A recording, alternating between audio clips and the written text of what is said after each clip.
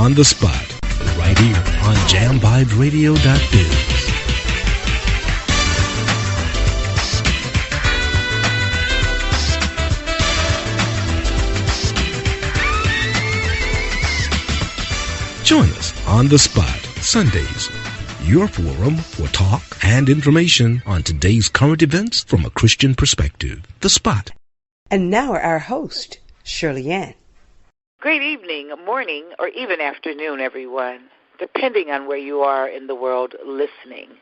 And welcome to Spending Time with Shirley-Ann as your host on The Spot. This show looks at current issues, events from our reality, and sometimes we do interviews, but be certain we explore everything from God's perspective. On today's show, we're talking with Calvin Logan.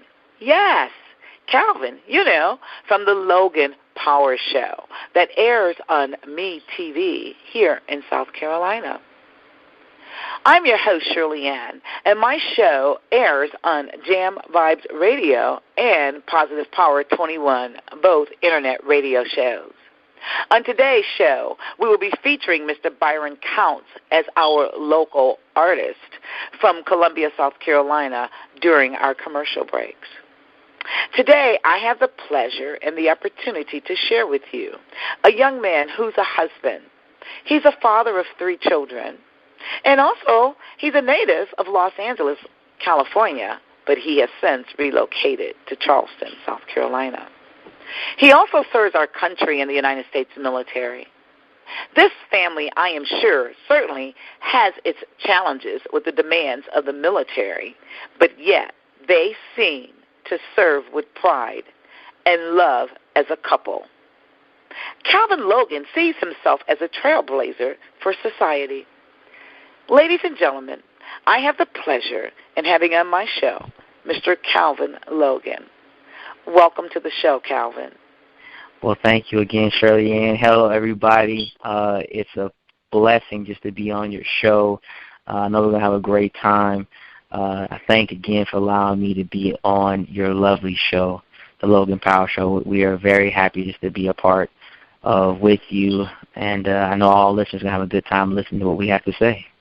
Awesome. We do have a great show lined up for them, Calvin. Not often do you get the opportunity to get a TV owner and producer to come in and interview, so that's really great. Sure. But before we get into the show any further, I really want to stop and thank 2 producers who air my show on their radio. The first one is Mr. Linton Smith, Jr. He's the producer of Jam Vibes Radio. And I got to send a shout-out to my man from Jerry Royce Live, the producer of Positive Power 21. So, yes, you heard me correct, loud and clear. Shirley-Ann airs on both Jam Vibes Radio and Jerry Royce Live. Great day, gentlemen. I know you're listening to the show. I hope all is well with you and yours in the land of Internet radio. Thank you so much for your support, love, and for hosting my show. Very soon, I will have my own podcast or radio show, as I definitely know that I am being groomed by the best in the industry. Who knows? Maybe even Calvin Logan will give me some key elements in the TV show that I've visioned for the people. Ladies and gentlemen, I am here today interviewing Mr. Calvin Logan. This interview is showcasing right here on jamsvibesradio.biz. Jams Vibe Radio is your Jasper connection for all people. I, Shirley-Ann, air every Sunday at 5 p.m. Eastern Standard Time on jamvibesradio.biz. This is a radio station that airs 24/7. Jam Vibes Radio highlights gospel artists, both local and non-local artists, from 6 a.m. to 9 p.m. And they host the Jazz Vibes with local and non-local artists from 9 p.m. to 6 a.m. This is the station in the nation for all people. It is a family-friendly internet radio station. Also, Shirley-Ann's show my show, will air on the Jerry Royce Live Show on Positive Power 21. You find this radio station at www.positivepower21.org, streaming live on Spreaker, positivepower21.org. Jerry Royce is definitely up to something great in the airways, and I am blessed to be in the airways to catch the blessings as they flow. This is the radio station that has variety. You know, clean talk, clean music, clean radio, and the path of 21. I am Shirley-Ann, your humble host. Let's take a quick break before we hear from our guest by listening to some smooth jazz from Mr. Byron Counts. You are listening to Shirley-Ann as your host on Jam Vibes Radio and Positive Power 21. Let's let Byron take us on a journey in his music from his hit CD, Songs in the Key of Love, jazzing us up with the release, Warm Ocean Breeze. We'll be right back.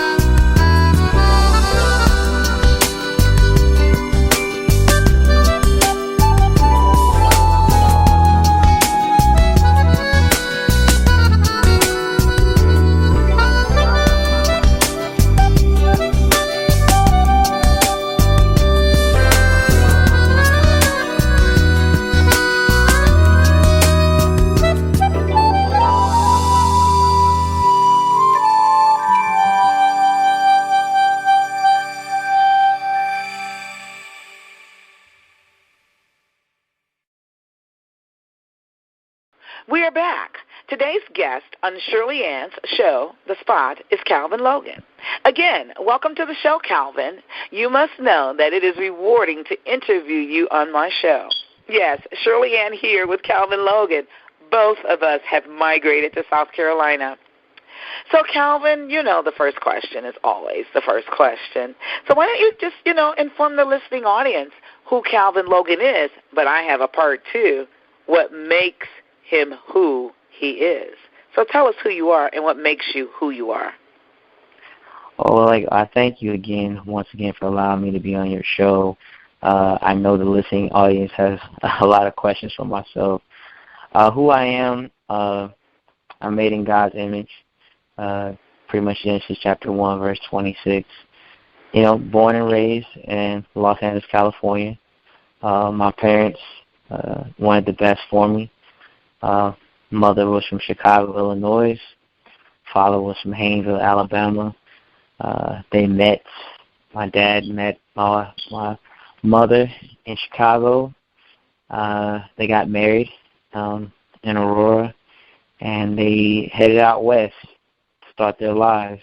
And then after years of being married, 10 years, they had me, Calvin, and it started from there.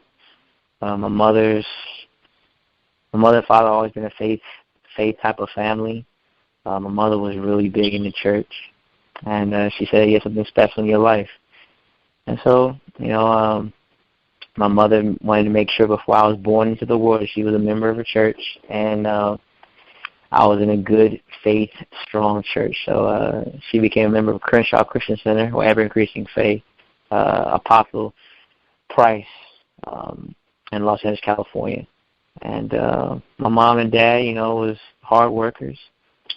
My mother was a teacher, LA Unified School District. My father worked for Safeway, store manager. Started from the bottom.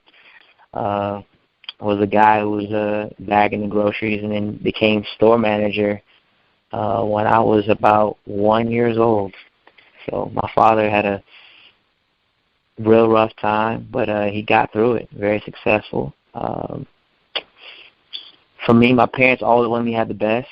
I lived in a nice neighborhood. I didn't live predominantly where everybody was African American. Living in a Jewish neighborhood. Also, it was a lot of people that were from Asian descent, a couple African Americans here or there, Hispanics. So there's a multicultural type of environment I was in when I went to school. Went to the same school, Hancock Black Elementary, my mom taught at for almost 30-plus years. And, it was kind of rough, from kindergarten to 6th grade. Didn't get away through nothing because my mother was a teacher. So when I got in trouble, this whole school knew about it. So wow. pretty much for me, if I got in trouble, they're going to tell your mama she's upstairs. So, and then my father was about 5-7 minutes away. He's at a store manager of a grocery store. Safeway is a big worldwide, nationwide company, but he was very successful. For me, pretty much my parents took me from, elementary school, middle school to John Burroughs Middle School, and then all of a sudden I got into high school, Culver City High School. My mother did not want me to go to Fairfax, good old Fairfax. That was back in the, during my time, school, big rivalries, if you wanted to be real good in sports, because I played sports, I played baseball and basketball, played soccer, and I was real good in sports.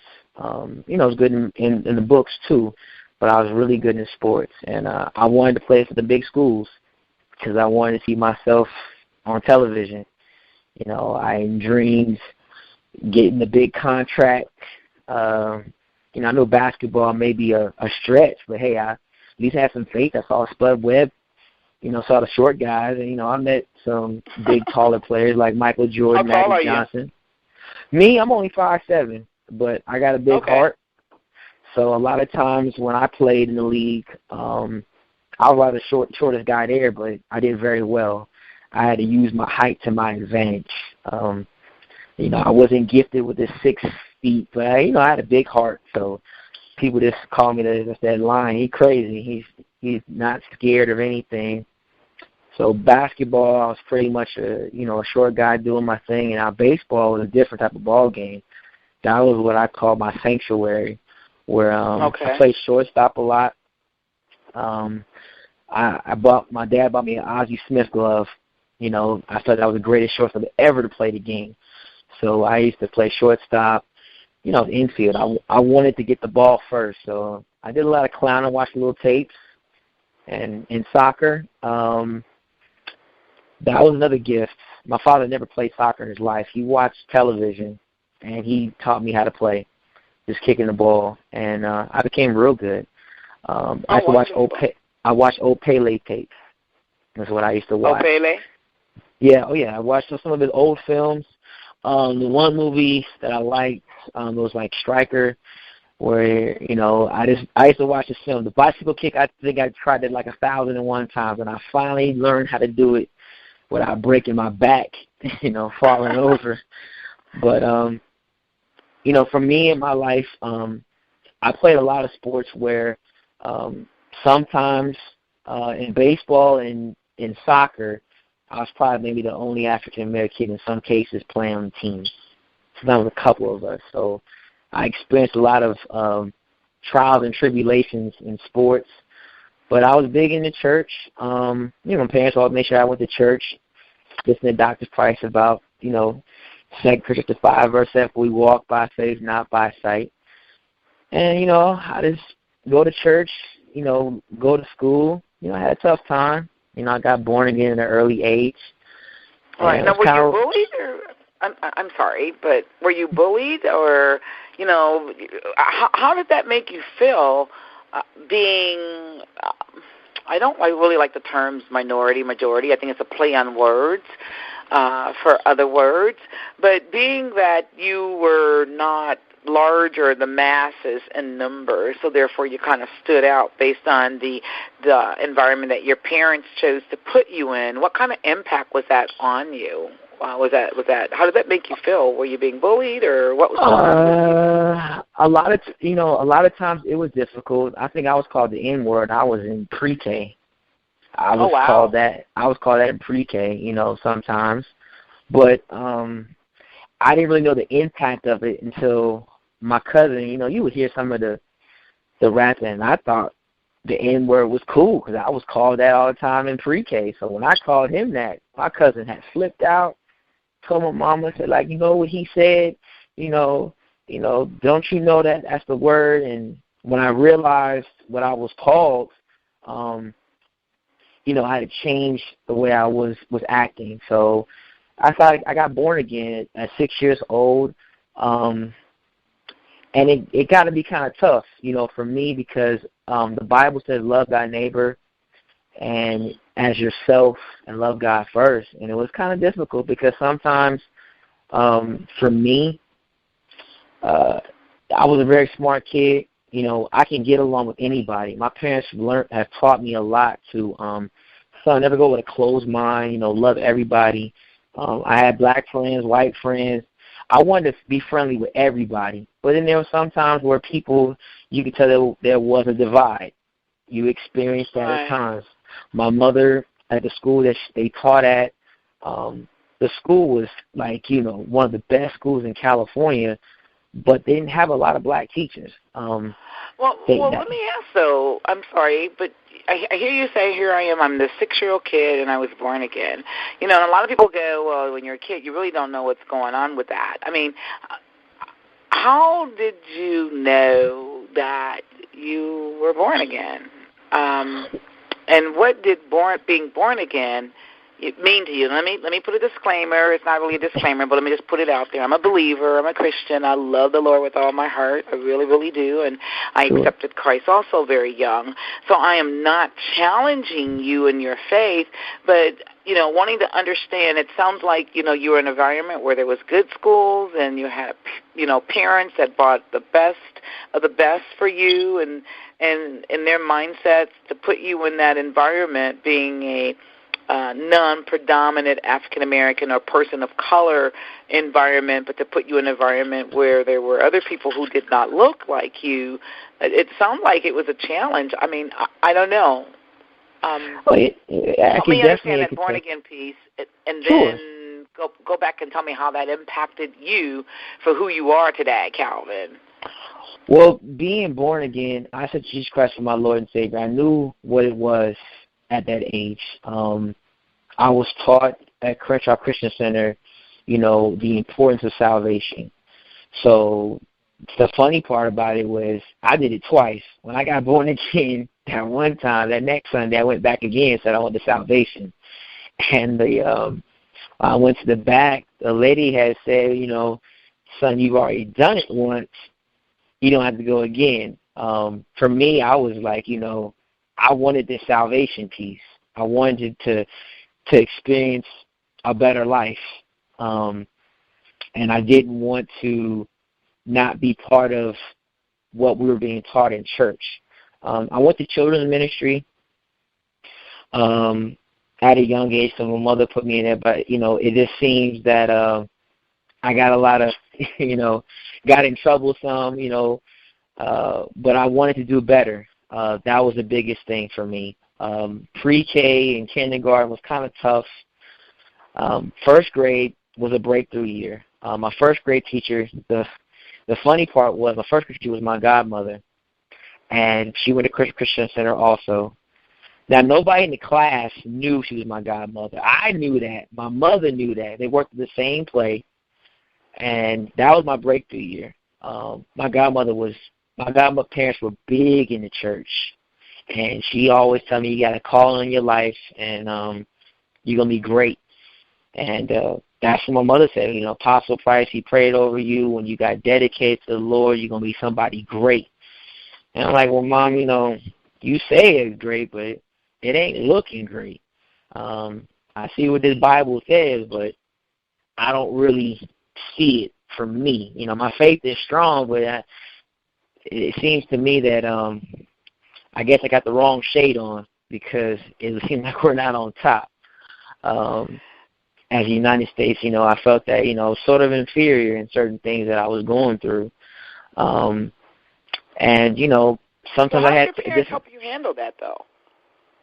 Well, my mother taught me, for instance, there was times in elementary, I used to cry on her shoulder, because like from second to fourth grade, I probably experienced times I was in the principal's office a lot for things that I didn't do and things that I did do. Because then, like 2 years later after I got born again, I said to the Holy Spirit, started praying in heaven and speaking in tongues. And it seemed like every time I was getting closer to God, I was having more problems either in class. And my mother was saying, like, it's going to change. My father would say, be above the rest. And, son, don't worry about, what other people say. And you say, well, that's kind of hard because, when I play sports or I played video games or I had fun with people, I felt like I was on top of the world. For me, I didn't have siblings that I had at that time. My cousins were sort of like my brothers, but they were older than me. So I always kicked it with older people. Some people that was around my age group or who I was, they weren't really my friends in most cases. I always try to invite people to my house, and then some people, sometimes try to use you. In church, I didn't really have some tight people in church, because there's some people, you see how they act, and you're like, well, that's not church. I'm not putting out that, you go to a church, people are going to be fake, but you're going to catch the ones that are fake and catch the ones that are real. When you get past service time, you'll find that. Yeah, and I think, Calvin, though, in the churches, you're subject, you have people that sin, and even though people are born-again believers, we all come up short from that perspective. But, again, I'm listening, and one of the things that came to my mind was, oh, my gosh, truly I understand this walking in faith because I was brought up in church. I love the Lord. I lost my mom very young, but because of the foundation that she gave me, it makes me who I am today, you know. But I also remember that we got to be little girls. I have two sisters also. And you know, we got to be little girls, and it just sounds like there was some trauma for you coming up in the school system, and then there was, you know, church, and here's this little boy, if I can use that back then, because that's what you were, trying to sort this thing out, and you know, trying to get that understanding. So, do you think that you got the opportunity to really also be a kid, to be a child, and get a balance in life, or, you know, were you traumatized because it seems like, you know, you said I was always in the principal's office for some things I did and for some things that I didn't. And, you know, did it become that self-fulfilling prophecy? So therefore you started doing things because it's like, I'm going to be there anyway. You know, talk to me about that. Sure, I can definitely talk about it. For me, I had to grow up early in life. The reason for it is because much is given, much is required, is what the Bible says. Now, I wasn't given the financial stability, like have millions and billions of dollars like I wanted to. I did poetry at a young age, got to be like the top poet in California in 5th grade, accomplished a lot of things. My breakthrough years was my 1st grade year and definitely my 5th grade year. My teacher, and my godmother was Myrna Nobles, but my teacher in 5th grade, Miss Anna Faig, she was one of my mother's, you know, colleagues. They'd been known each other for years. She had heard the rumors that, you know, I used to always get in trouble from 2nd to 4th grade because my grades were like, you know, B, C average. And the word out was that I was a bad kid, and the word was my parents were like uppity and they weren't loving and caring. And so the stigma was we had some things going on. Now, for us, that wasn't the case. My mother was big in the church. My father was, you know, somewhat there with church, but he knew it was time to go to church. Because like me, I used to go to a lot of sports events. My father took me to Laker games, NBA finals, Raider games. And some games was on Sunday. Mother was like this, you go to church first, then you can go to the game. I don't care if they giving $10 million away, or the Lakers are playing the NBA finals, or the Raiders got a Super Bowl game. You going to go to church first, then we're going to take you to the game. So my mother was always preaching to me about a better life. And my 5th grade year was a transformation. I can testify. When you say transformation, breakthrough, what do you mean? Well, the truth came out that I wasn't as the bad kid like I was talked about in elementary. My 5th grade year, there was a parent meeting, I can remember the day at the mall, where the parents was going to talk to the teacher. Now, in the elementary school system, I know they do it in middle school, high school, and they do it elementary. They used to have what's called a draft. Draft means teachers get to pick what students they want and who they want to be in their classroom. That was a big thing. My mother used to always get the one to say, well, that's not the one that's going to succeed all the time. You know, that's the one that's got an issue or this. But when they got into her class, they excelled. My mother became who's who, become American teachers 3 years out of 5. They couldn't believe it. Wait a minute. Who's Calvin Logan? Who's me? Me, yeah, and then who are you? I want to know. I want to know who you are. I kind of got a gist of what's made you, but who are you? I was pretty much being humble. You know, I hated to lose. I took sports real serious. I took church semi. I wasn't because I was going through some tough times in elementary school. I didn't really take church as serious. When it got into middle school, my parents divorced when I was in 8th grade after like 24 years of being married. And I took it tough. Our financial status wasn't like it was for me and my mom. And, we were living in a decent neighborhood. My mother had a sacrifice. And we was living in an apartment. And it wasn't it was a nice apartment, but my mom sacrificed a lot. Apartment living isn't all that bad, Calvin. Well, the thing about where we was living, my parents were together. We lived in a nice apartment, high rise. The ones that my mom got for us was great, but it was a sacrifice beyond a sacrifice. My mother got paid once a month. My father wasn't really supported financially during that time when my parents divorced or going through the divorce. And because of that, my mother was just scrapping to keep us together. If she wanted to live in an area where she could live to the best but not have a great place to lay your head down, that was feasible. But for her thing was security for me, making sure that I had a nice place to go and a good school to go to and a great education, and we kept going to church. For us, tithes and offering was key. Certain things about the Bible at first I didn't understand, so I was trying to get a better understanding with the Bible. Because going to Dr. Price's church, when my parents were going through their times, I didn't really fool up with children's ministry or teen ministry. I went to the adult church because for me, my parents weren't together. I was trying to be the man of the house. I didn't learn how this world works because I need a breakthrough from my mom. That's a whole other conversation. Yeah. When I do my panel, I'll probably, I'm going to do some paneling about parenting and different things. I may have to bring you back with the panel.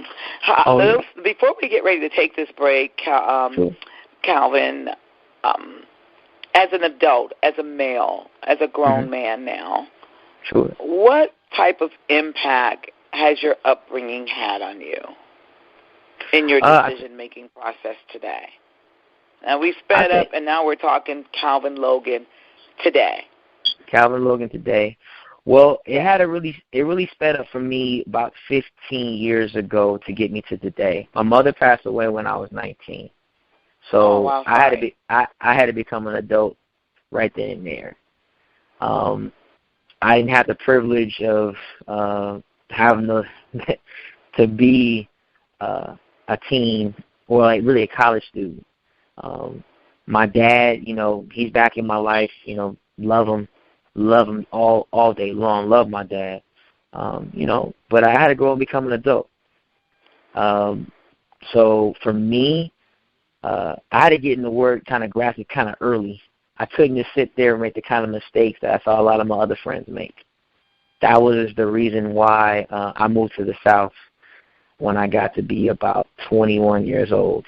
My mother passed away when I was my second semester freshman in college. She passed away on Mother's Day. And when I found her dead, it was hurtful. And I asked God 1,001 questions, because remember me reading the Bible and listening to the words, listening to Kenneth Copeland, Jason Bill, Jesse Plannis, all these people talking, Dr. Dollar. My understanding was like, God, I want better.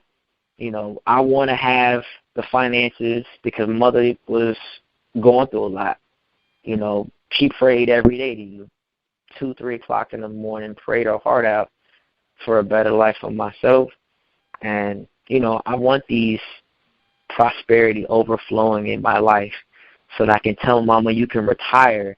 A lot of times people say, well, Calvin, people don't prophesy want to be a sports player. Well, I wanted to be.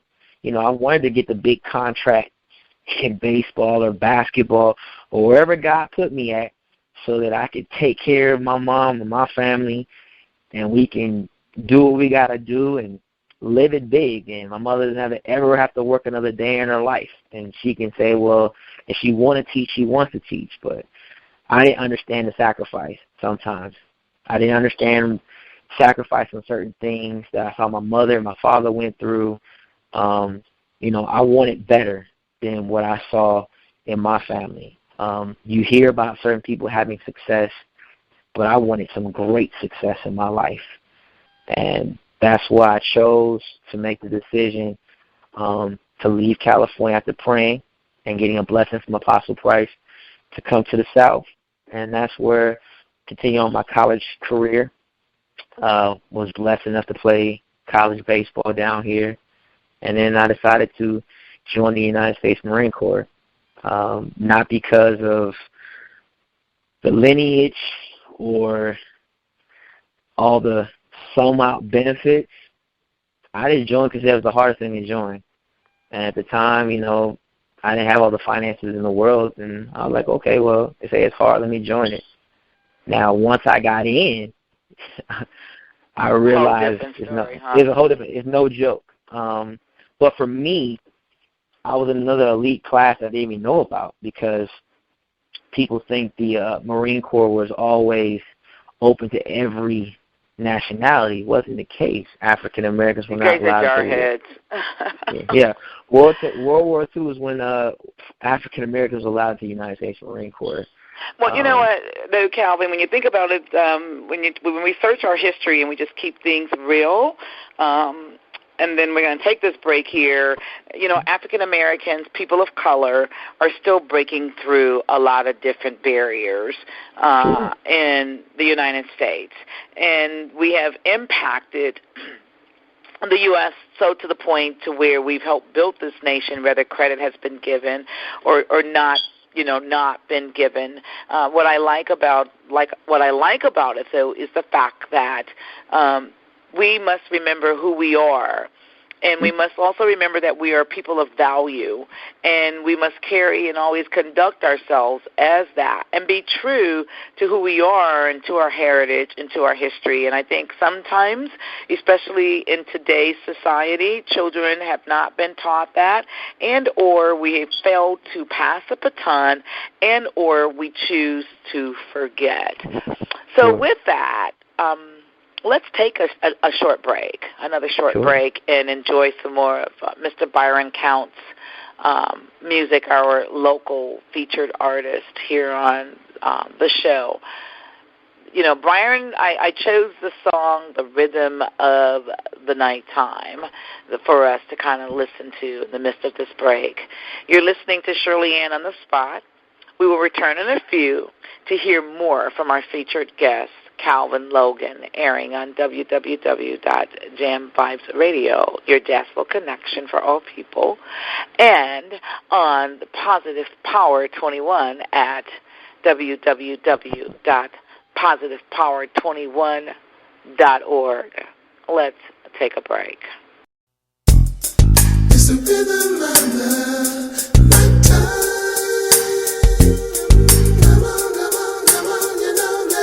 It's the right time. It's the rhythm of the nighttime. So warm and so smooth.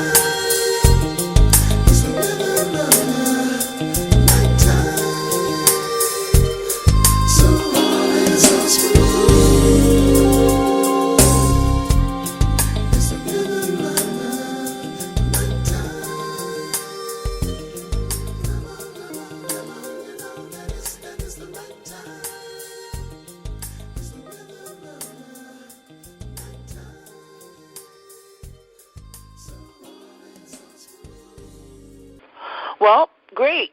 Welcome back to the show.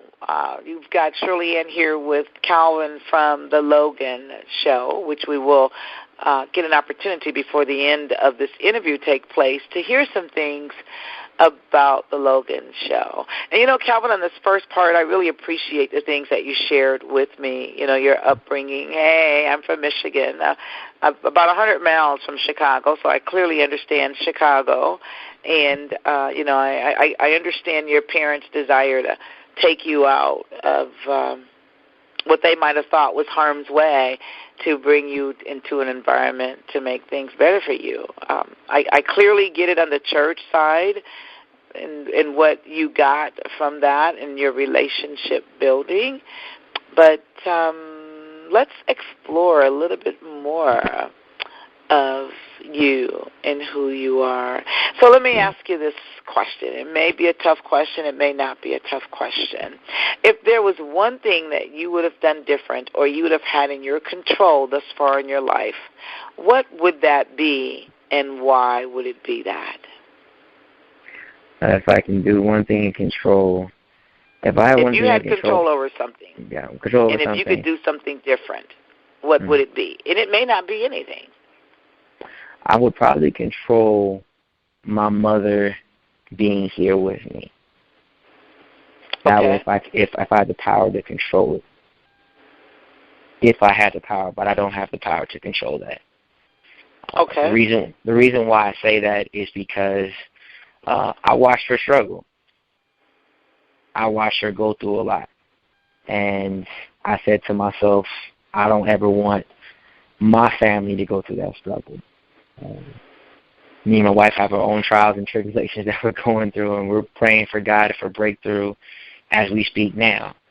But, I just said that I would never, I saw, she lived not the life that I thought she should have lived out. She died at 54. She never got to see me graduate from college.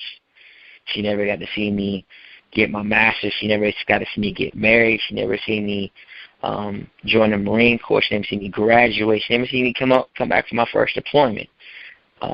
My father got to see this stuff. That was the ironic part. My father got to see my later years in life. My mother never got to see that part that she prayed so hard for. Let me ask you this, Calvin.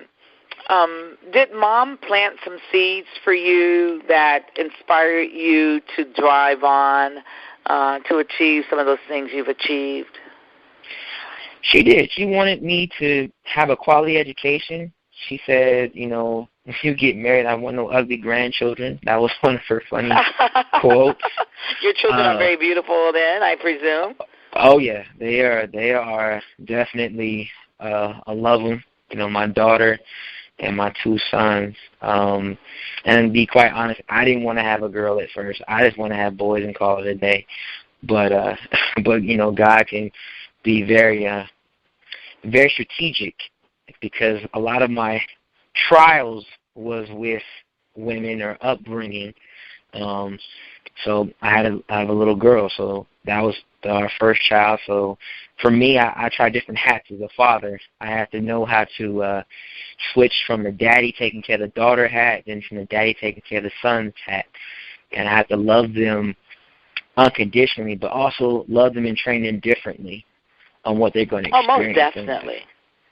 Most definitely, because now are you I didn't ask this early on in the interview, but I'm going to ask you now. Are you a only child, or do you have siblings? I am not an only child. My dad had an outside child, my brother, love him. And my dad got married to the lady that he had his first child by after my mother passed away. About a year or so, got married to her, been married to her now for about 15, 16 years now. Okay. Wow. Well, I don't know why my shows go this way, and I don't have all the solutions and the answers, but I always do pray and ask God for wisdom and for guidance. And sure. I just want to encourage you. I lost my mom very young. I was 11, and my mom was only 38. as I, but what I glean on is the fact of the things that she left for me. And I think of Hebrews, I believe it's 12, and when it talks about this great cloud of witnesses cheering us on. And for me, I believe my mom's a part of that cloud of witness cheering me on, saying, go for it. You can do it. And I'd like to encourage you to perhaps explore or you could pray about it, but believe that your mom is a part of that cloud of witness that's cheering you on and that's proud of you, that have that drive that's within you. When I graduated across high school, I remember saying to myself, dang, Mom, I hope you're proud of me. I know you are. And that's all that mattered, for me. Even though my mother was not physically in the audience there, but for me, my mom was there with me. And even today, I've outlived my mother, but I just believe that the nuggets that she gave me made me who I am. And so I just want to encourage you to we can't undo anything, and I heard, you said that would be one of the things that you would change, is that you would still have your mom here with you. But I just want you to, and thanks for sharing that, but, in addition to that, to explore those nuggets that she gave you, that she deposited in you before her time was up here on earth, and quiet is kept, truth be told, we all have a date with death. We just don't know when, where, or how, but we know it's coming, and so therefore we just have to live in the meantime. Does that make sense? Or It makes definite sense. For me, I would change probably a couple more things if I could have the power to. For me, I just know that was one important thing for myself. I know if I could change something else, it'd probably be financial strategy. That would probably be the only second thing there. And then probably for another thing that I would know that me, if I could change, maybe teaching the Word of God and continuing on with it. That would probably be the thing that... So what does that mean, teaching the Word of God and continuing on with it? Have you broken away from the faith?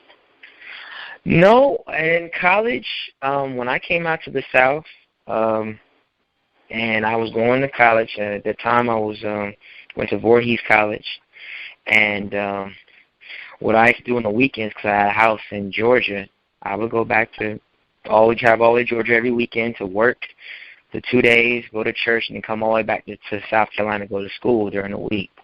On a Tuesday at our school at Voorhees College, we had a Tuesday we had to teach, if people that come and teach the Word, or you had the priest come and teach, and the kids, is mandatory to sit down and hear the Word. And at the time, I was like, well, we're here for this hour, and it seemed like sometimes when people were teaching, it's like, it didn't seem like everything was on point. There was always something missing. And I asked the priest, like, could I teach the Word, on Tuesday? Something was left in my spirit to teach, because I was doing that as a little kid. I used to watch Dr. Price on television. I'd cut TV off and play around and say I'm a pastor and teach my mother and my aunt the Word of God, just playing with it, not knowing that it'd be my turn.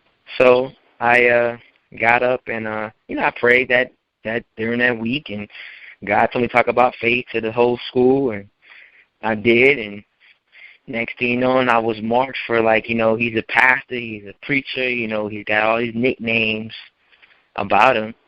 And from the time I was at school to the time I went into the Marine Corps and coming back to school back and forth, I taught the Word at school. And it was kind of tough because, I was teaching the Word just to teach it one time, Lord, not to teach these people every time, because, it's a responsibility. I still want to have a good time. I like going out and partying. So my thing was, I do your will, Father, and I have a good time. I'm not married. I ain't trying to settle down now. I'm young. I don't want to, I'm not ready for this lifestyle. So, but I taught the Word. got some people born again, going through the faith. But I used to catch a lot of slack teaching because I knew what the Word says. I met my wife in college. At the time, she wasn't born again. She got born again. I'm teaching the Word to her. I had Bible study in the male's dormitory. It was kind of funny, once a week.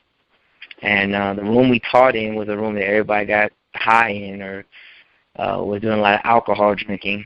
And, I started teaching there. Next thing you know, everybody who smoked or did any kind of alcohol, any kind of thing that was wrong, never went in that room anymore.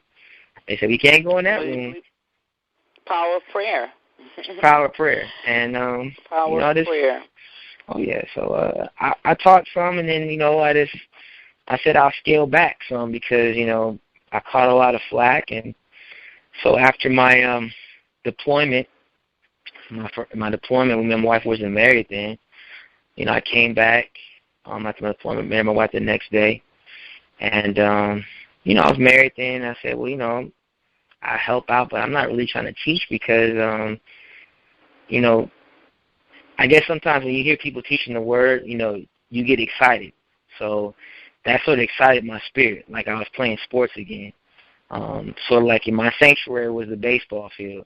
My team used to call me, nickname was Guy, nickname was Rev, because I used to pray for the team before we had a game and, said we're going to win this game in Jesus' name and put out the scriptures, and, we did very well. And a lot of people have said, man, you're just going to teach this Word. I'm like, man, I ain't trying to teach this Word. Do you understand how serious this Bible is? And I ain't perfect. And so are you teaching it now? Right now, no. I'm currently just, all I'm doing right now is doing the show. We're looking for a church home right now at this time, and letting the Lord lead me where I need to be a member of at this time. I still do tithe and offering like I always do, but I don't want to, for instance, I didn't want the kind of person to go to a church and say, well, I got all these gifts and I need some type of podium to teach the Word. God, hey, if you want me to teach here, Father, that's fine. If not, I just serve in the ministry. If I got to help clean up video camera, helping the youth doing type of things. I'm always big in helping out people. So I don't try to get caught up in titles because I've seen so many people fall by the wayside with the title situation. Yeah, that's true. Titles can get you in trouble, It's like get the mic in hand or get the work. It's either or. You can't do them both simultaneously. But, Calvin, let's go ahead and take another short pause for the cause, Sure. You're listening to Shirley-Ann, your host on the spot on jamvibesradio.biz and Positive Power 21. Let's enjoy some more music by Byron Counts. Again, Byron is a local artist and producer, and I really believe that he's also the producer of Mr. Dante Lewis, young gentleman that I had on the show a few weeks ago. And, man, Dante's music is amazing. And, after listening to Byron Counts, I can identify why his music is as great as it is, even though he has the gift and talents of God. His producer is certainly helping him organize that and make himself a lot bigger than what he is. So this next tune, ladies and gentlemen, that I've chosen for this segment before we get ready to close out is You Gotta Know.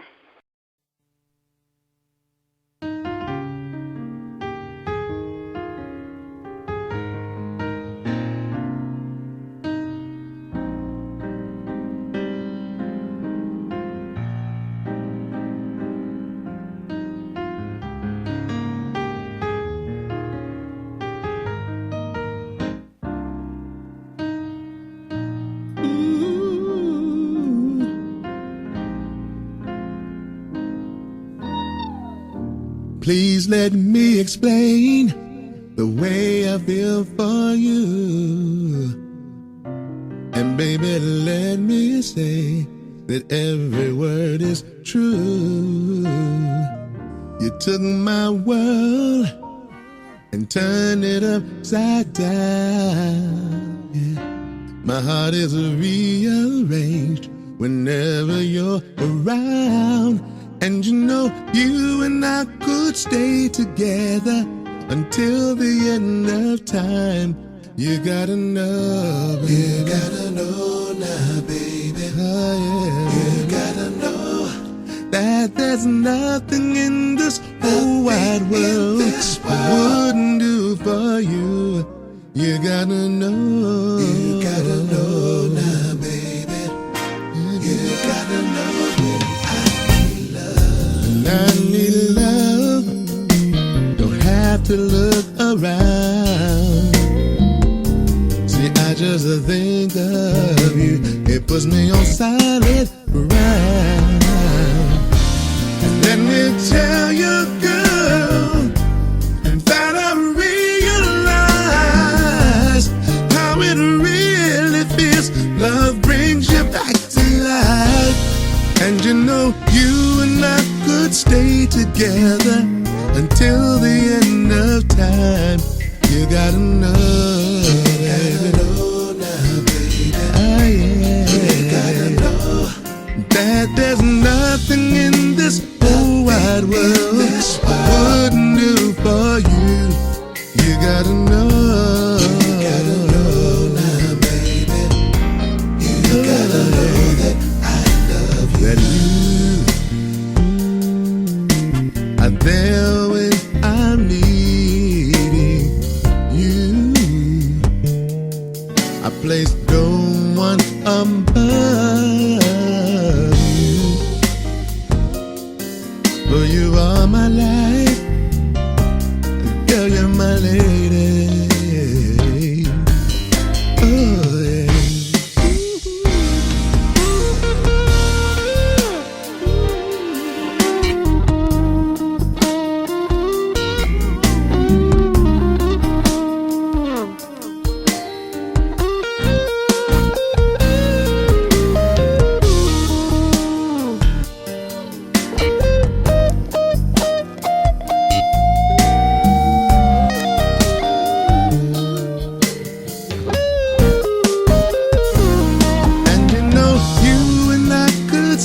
Together until the end of time. You gotta know, baby. You gotta know now, baby. Oh, yeah, baby. You gotta know that there's nothing in this whole wide world I wouldn't do for you. You got to know, baby. You gotta know now, baby. No. You gotta know, baby, that you there when I'm needing you.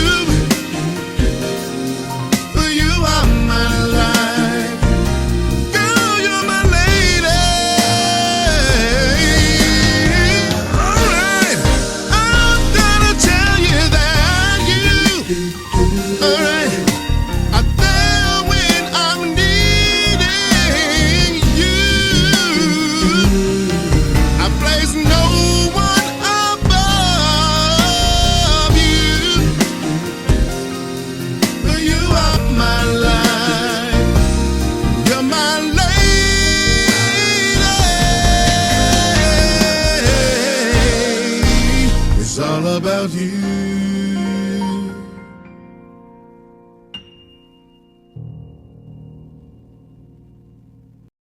We're back. Calvin, you know you're special because you're hanging out with me on my birthday week. That's something. Yes, I am. But I love it, you know. And thanks. Ladies and gentlemen, you too are hanging out with Shirley-Ann as your host on The Spot and my special guest, Mr. Calvin Logan. And, you know, we've learned some things about Calvin. We've learned about what drives him, what makes him tick. We've heard about some things of his upbringing. And, you know, we can actually kind of sum up that Calvin had a really close relationship with his mom, which is really powerful. Mothers are critical in children's lives as well as our fathers. But, Calvin, I want to shift just a little bit because I think it would be a disservice to the audience if I didn't take you and allow you to talk a little bit about the Logan Show. What is the Logan Show? The Logan Power Show, I can definitely tell you, it's a show where to give people a platform for a voice. You can see us on YouTube. Check out the Logan Power Show. Look it up. You connect with us on Facebook, the Logan Power Show, and you'll see in our YouTube how we roll. It's a voice for people to have a platform where they can talk about their faith, if it's their business, if they're a pastor, a teacher. It's a testimony where they can express how good God has been in their lives. We don't say that all the time, but our actual customers, as we call our guests, talk about what they've been through, what they're doing in life, how they're making strides in the community. We just want to be a voice. We want to be something where we get information to who's doing what throughout the community and what's out there. So that's the Logan Power Show is there for you. It's a voice for the people that's going to make a difference and make a mark that never can be erased. That is what the Logan And how long has the Logan Power Show been in existence? We've only been currently in existence for 8 months. 8 months, all right. And you ran how many shows? How frequent do you run your shows? Our shows come on about once a week. We do our pre-recordings once a month. Right now, we were blessed enough, the partners you mentioned, Mr. Linton Smith for Jams Vibes, Mr. Jerry Royce, they do play our stuff right now. Just recently started doing that. We have done about at least 40 shows right now currently. We are all about having fun. So for me, a lot of my stuff that we have, people think that I got a script. Nope, I just listen to people's bios, read them, study them, and we just have some fun and enjoy one another. And you get to meet the person. I don't try to do as much talking, try to sort of digress because I can talk as much as I can, but I try to limit me and elevate the people that come on my show. All right, fantastic. I think that's really powerful. So is there a genre in particular that you are airing or appealing to? I mean, what's your target audience? Well, I'm looking for, I try to get from the little 3-year-old watching me to someone who's 100 years old. I'm sort of a person of all traits. I want people that's looking for something that they can watch and not have to be in shock when they see certain things, like, in a negative light, something positive. I want some people to be excited when they turn on the television, or they see us on streaming, or they hear us over the airwaves. Somebody who we're about making things happen for the people, and that's where our show is. We try not to be pro-negative, but really it's pro-positive. That's all we're about. How can you be pro-negative? Well, I mean, it's really easy. All I can do is talk about something that's going on in the community and talk about the problems and no solutions. Okay. And I can probably get more viewership in comparison to if I talk about the problems and come with a solution behind it. Because our society is really basing that's really focused on the negative and not the positive with a solution, and that's the problem that we're having right now. I might agree with you 100%. You know, media is a huge impact as to what's happening in our society today. And, you know, it's just like my show, your show, Jerry's, Linton's, and so many other shows that are out there. We are responsible with the mic in our hands for whatever it is that we produce and that we put out there for others to hear and to see. So that's huge. So can you share with the listening audience, you know, your process or procedures that you took to develop your radio station, television station? Sure. Well, the producer that helps me out, Mr. Spencer Jones, that's the guy who does all the camera work. I got to really give a shout-out to him. He's the one that gave me the opportunity. I was helping him with a project on a previous show about 2 years ago, and that's when I met him. And then last year, around the summer, he mentioned to me, he said, Calvin, man, you've been watching this. I see you talk. You got the gift of gas. You should do your own show. I'm like, man, I'm not doing no show. You see these people on television, you see these people on the media, social media, stuff is crazy. I ain't not trying to put myself out there. He said, man, just do a show. So something led in my heart. I said, all right, I'm gonna do a show. So I partnered up with him, and we were blessed enough to get connected with MeTV. And he said, well, you got early in the morning. People can see you in the morning early. I said, all right, cool. I'll get in the morning. I'm not trying to, during the time, you know, we didn't have a whole lot of money. Budget is still small, so I don't have millions of dollars where I can come on where more viewers can see me. So I came on 6:30 in the morning on Thursdays. But before I could get started, I had to get what's called the pilot phase, where I had to get some recordings done first. So the biggest thing I had to do was find people who would like to be on the Logan Power Show. I had to come with some great photos of my own. Had to figure out of a logo. My cousin was nice enough she helped me with the logo. And then I had to find out people. So I searched on Facebook, LinkedIn.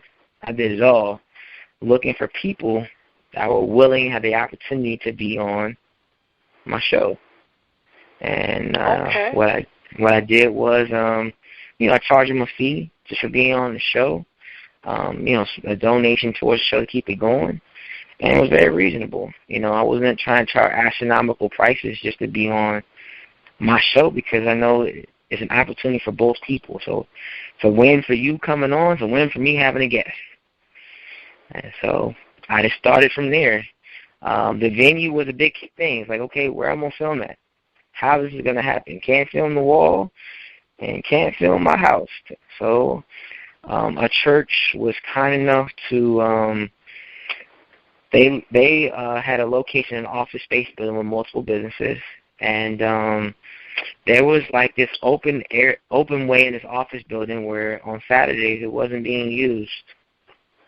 So they said, well, you can come in and film. I said, all right, cool, because nobody was there on Saturdays.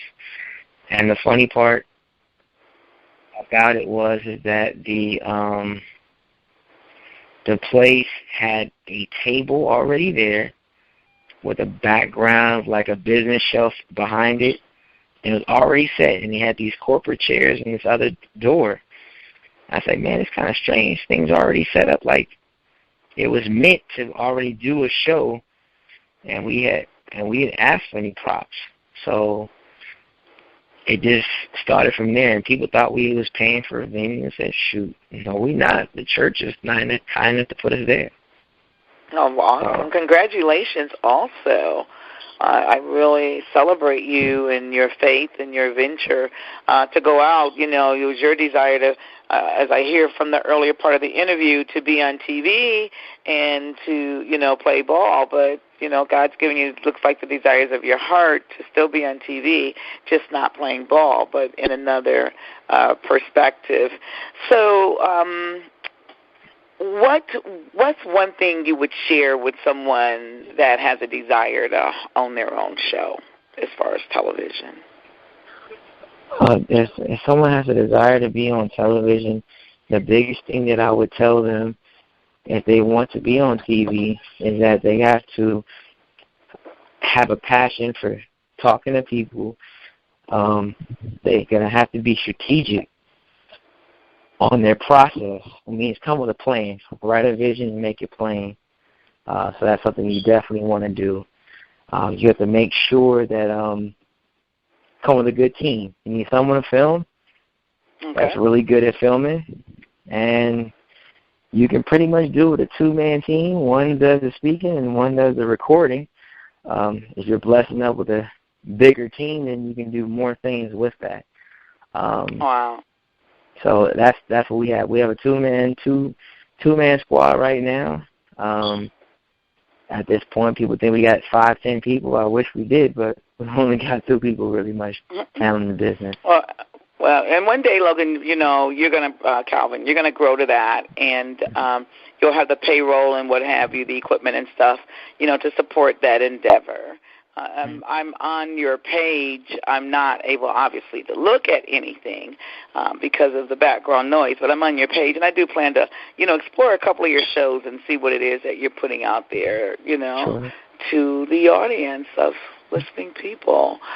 So, this last time I chose Byron Counts, You Gotta Know. And, I heard you say, you don't script. Sometimes I script, and I script because I want to have a flow. And then sometimes I just flow as the Spirit allows me to flow. But, when you get producers and you get sponsors and things, you've got to make those breaks in order to acknowledge those individuals. And then it kind of keeps, for me, I've learned for myself, the show on a nice flow. But I chose Byron Counts, You Gotta Know, because, you know what? I believe that the information you just shared was very valuable, and it's enough that people need to know what's going on. So it was planned strategically. That was really planned. But I really also want to make the time, myself just being a retired disabled veteran, I can relate to you and your military services, and I do want to say thank you. I want to thank you for protecting our country. I want to thank you for the sacrifices that you make. I really, really do mean that. I was in senior leadership when I retired out of the military, and I know the sacrifices. I was in the Army, but I know the sacrifices that servicemen and women and their family members make in order to serve this country. So I want to tell you thank you very much. But I have a question pertaining to the military. Is that why you relocated to Charleston, because of the military? Or, tell me what branch you're in and, what's your rank? And if you can share what you do a little bit. I heard you say you deployed, so that was, a serious mission. We won't talk about that mission.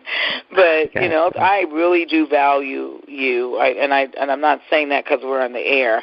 I'm saying that because we have a commonality, and you're like my brother, even though you were in a different service, the Marines, and I was in the Army. It doesn't matter. It takes all branches to make this doggone thing work, Oh, yeah, definitely. Well, the blessing is I came out to the South. I didn't come out for the military. When I was in the South, a recruiter came to my house and talked about the military.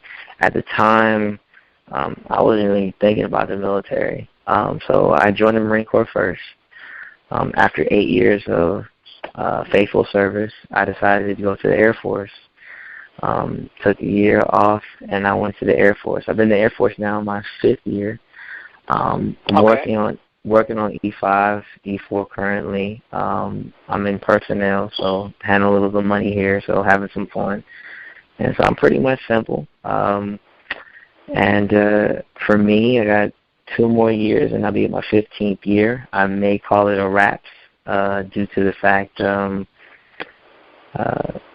my family comes first. I love the military. Awesome. I love the military. I love it all day long. Learned a lot. If you were to say who you like the best, I love the training when it comes to the Marine Corps, but everybody knows the lifestyle of the Air Force when it comes to the living lifestyle is the best. Oh, absolutely. I used to tell people, yo, I'm in the Army, but I got an Air Force mentality because I love how they treat their people. So, clap, clap, woo, woo for you there. That is definitely the truth. The Air Force definitely knows how to treat their people. Oh, I like that. Thank you. Oh, yes. So we're going to take our final break. I have had so much fun, interviewing with you, but of course I don't want the sponsors and the producers to be like, Shirley-Ann, you can't run a 2-hour show, not right now. But when I get my own, Calvin, I have to bring you back and maybe we can run a 2-hour show. Keep the interest of the people and make some things happen there because I love being able to address our reality and then explore God's perspective and give it to people because people are looking, for solutions, possible, reliable solutions, or just being able to hear someone else's story. And today they're very fortunate, ladies and gentlemen, that you get to hear the story of Mr. Calvin Logan. So, but anyway, the final selection from Mr. Byron Count is Most Beautiful Girl. You're listening to Shirley-Ann, the host of The Spot, right here on Jam Vibes Radio at www.jamvibesradio.biz, and, of course, on Positive Power 21 by tuning in to www.positivepower21.org. We're taking our final break.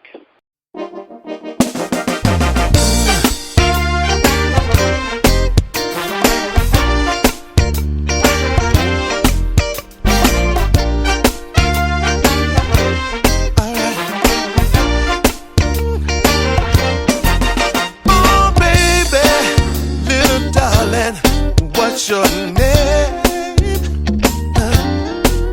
Doesn't matter much to me, 'cause it's about to change. Do you hear me, baby? May I buy you a drink or maybe talk to you? Because you're the most beautiful woman in and out of the room. Oh, baby. You see, I've seen a lot of things in this old world, but nothing like the feel of you, a brown-eyed girl. I love her, she walks, and I love the way she talks. You see, she's the most beautiful girl in the world. Gotta make her mine. Listen, the way she moves her hips, y'all. I love the way she walks, the way she moves her lips. She's the most beautiful girl in the world. Gotta make her mine. Alright. Oh, baby, so much joy when I'm with you. And when you're bad, something tells me it's still all good. Hey, baby, may I buy you a drink and maybe talk to you? Oh, baby, because you're the most beautiful woman, and I just don't wanna lose you. You see, I've seen a lot of things in this old world, but nothing like the view of you, my brown-eyed girl. And I love, oh yeah, and I love the way she talks. You see, she's the most beautiful girl in the world. Gotta make her mine. When she moves, it's like a song, y'all. I love the way she walks, and she's got me singing along. I love the way she talks. You see, she's the most beautiful girl in the world. Gotta make her mine.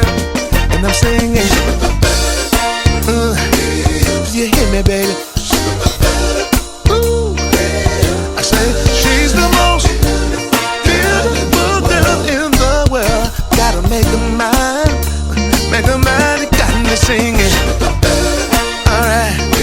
Do you hear me, girl? Ooh. I say she's the most beautiful girl in the world. Gotta make her mine.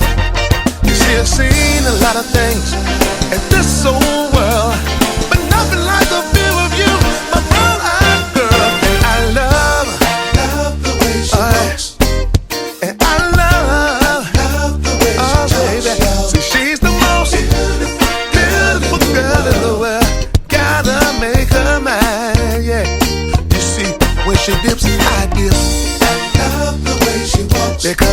kisses I don't want to miss. I love the way she talks. You see, she's the most beautiful girl in the world. Gotta make her mine. Yeah, yeah, yeah. See, I love the way she walks. Good God Almighty, I love the way she talks. Because she's the most beautiful girl in the world. Gotta make her mine. Gotta make her mine. I love the way she walks. I love the way she talks. She's the most beautiful girl in the world. Gotta make her mine. Oh man, I love her. Mr. Calvin Logan from the Logan Power Show. I heard that Calvin Power in there earlier. But I saved the best for last, and I really do mean that I saved the best for last. And you tapped into that a little bit in managing the military and the TV station and also your family. And, I just want to salute your family. Sure. I want to start with your queen, Jamila. And I do, and I want to start all behind that or following that, the children, Jasmine, Jeremiah, and Prince. And I'm certain, that they're all very proud of you. But can you share, how do you balance being an airman, a TV host, and managing a family? It's called time management. For me, late nights, early mornings. Time is pretty much God's given me time every time I need it. My wife, Jamelia, has been a blessing to me in my household.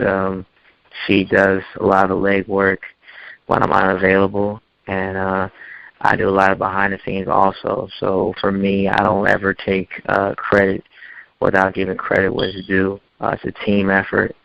For me, I can tell you that I have to use time very wisely. Having 3 kids, they will pull at you every minute. So you have to have a balance. One child can't get more love than the other. If you do that, you're going to run a sort of a Joseph type of home where the youngest one gets thrown into the pit and sold into slavery. So you don't want that to happen. I'd rather have a home where my kids learn to love one another and have a strong relationship with God. And if their mother and father were never to be here, they would love each other. So I teach them my time management. I teach them to there's no one else going to play with you. You got your brother. I tell my daughter, you got your brothers. And I tell my oldest son, if no one wants to play with you, you got your sister and your baby brother. So they have a blessing that I never experienced when I was a kid growing up. Wow. So that's something I've taught them is time management. My wife, us is probably late nights or in between. It's kind of funny at times. We want more. If I could give her the world, I would. And that's why I'm praying God for the financial means to show her the world, that some things that I've seen that she hasn't had an opportunity to see yet. For me, I want her to have a great experience that she will always remember. And that's what I want her to have. So it's just pretty much, I would say, time management. If you're married, it's pretty much time management. And then God has to be first in the whole time management. So absolutely. It's like, go Team Logan, yay. And congruency and all those things come into play, your plate's full. Or it appears to be very full. But nonetheless, I think it's really great that you know how to get those food groups and set, the certain portions that you need in order to have a healthy body. And I'm certain you've learned how to manage those tools that you need in your family in order to have a healthy family. Oh, yes, ma'am. And that's phenomenal. Oh, yeah. It's work. Like I said, I have a lot to work on. So, I'm still working at it, so definitely I thank God for His mercy and His grace through this process. Oh yes, and God is got mercy and grace for all of us. I'm so glad that He don't give it all to the Team Logan, that Shirley-Ann can get some of it too. And I'm serious when I say that, because we all need God's grace. Well, Calvin, it has been fun sharing with you for this past hour, probably 90 minutes. But, why don't you take some time before we get ready to end this thing here? They say good things do sometimes have to come to an end.